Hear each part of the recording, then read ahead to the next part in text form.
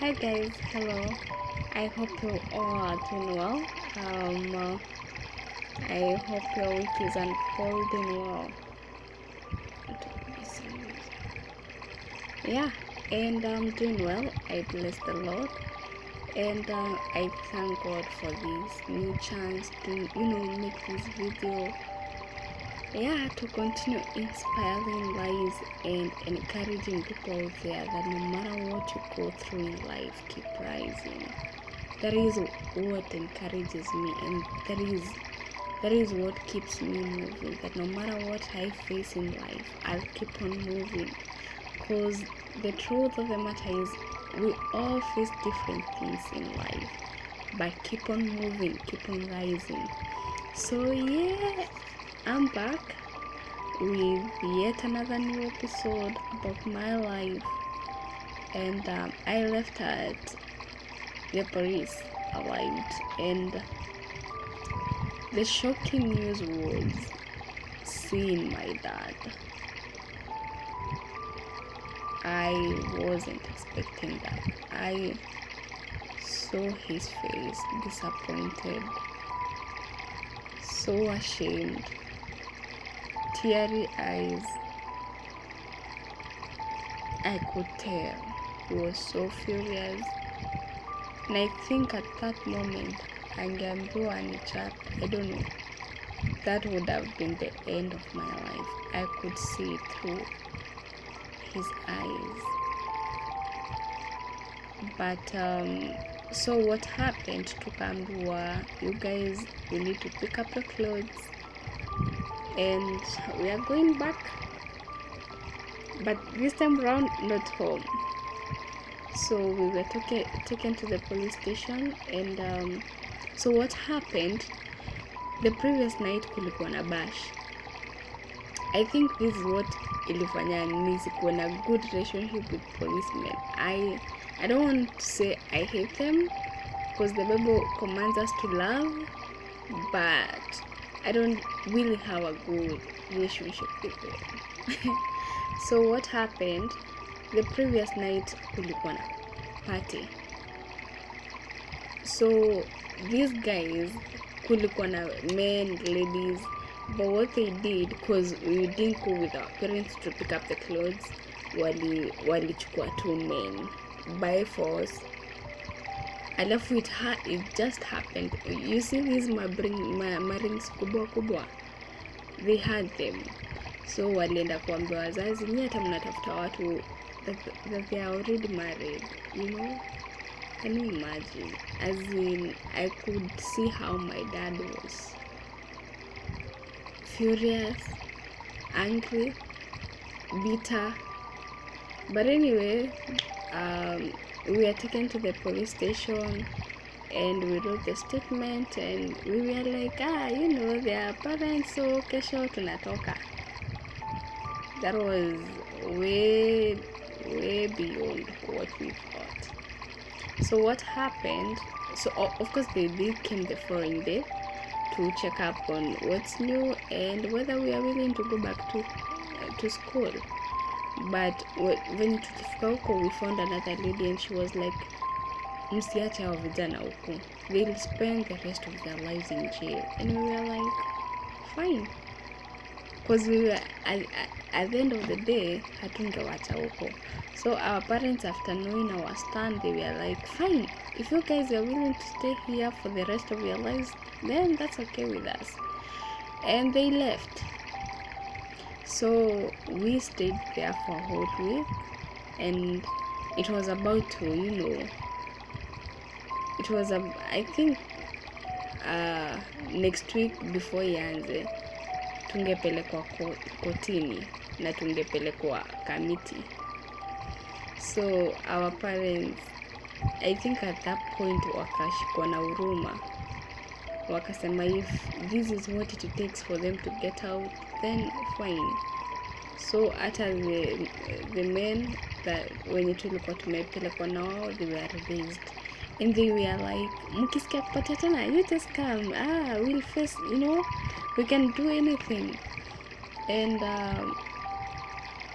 I don't know why it happens so many times that friends stick closer than a brother. And I'll be telling you why I said that. So after tumetoka, I met with my mom just at the gate, and she was like, go wash your hair, tomorrow we're going back to school. I was like, what do you mean? I was still traumatized. I was still trying to figure out what happened. Alafu usikie kesho unaenda shule. I was like, please give me a week to stabilize my mind, then after next week I'll go back to school. And she was like, no, there's no chance, tomorrow we're going back to school. And I think at that point I felt, for me personally, I thought that my parents hated me so much. I didn't feel loved, I didn't feel appreciated. And I would add parents out there, just listen to your kids. If today they don't feel like going to school, wasikize, what do they want? Maybe there is someone out there trying to force themselves, or maybe parents, kindly listen to your kids, because maybe kuna mtu amejaribu kumshika na nguvu huko nje, maybe someone tried to molest them and you're still there trying to force them to go back to school. It doesn't bite to maybe stay home one day to stabilize their mind, to figure out, to befriend them, ndio ujue shida iko wapi. For me, there was no chance. Tomorrow you're going back to school, and I was like, fine. So the following day I met with the principal, and he was like, he was a man, Becky, you need counseling. I'm like, I don't need counseling, I just need love and support, and that is what I feel I don't have. I don't feel the love of a parent. I don't feel appreciated. I don't feel supported. I don't feel them. And he was like, no, we're going to offer you counseling, take advantage. I'm like, I don't need any counseling. And I had my own stand, because I knew there was nothing wrong with me. I just don't feel loved by my parents, and that was it. And no any amount of counseling can cover that up. So, and that was it. I didn't go for any counseling because I knew I don't have any issue. So after a week, it was on a Sunday. No, it was on a Saturday in the evening. So my mother used to work a bit, away from home, so she used to travel on weekends. That Saturday they made a lot of fun about everything that had happened in my life. I'm not saying this because I don't love my family. I love them so much. That is beyond us. It's something that we've all healed, but of course it does take process. So they made a lot of fun about everything that had happened that moment, and I was like, I locked myself in the bedroom. I cried until I couldn't cry anymore. So I was like, I think the phrase that a friend stick closer than a brother, it's really true, because I remember when we were going out of the cell, those guys told us, if you feel you would still want to come back, you're welcome. And I was like, what? You mean I feel loved out of my that casako of my family. I feel loved by friends and all my family.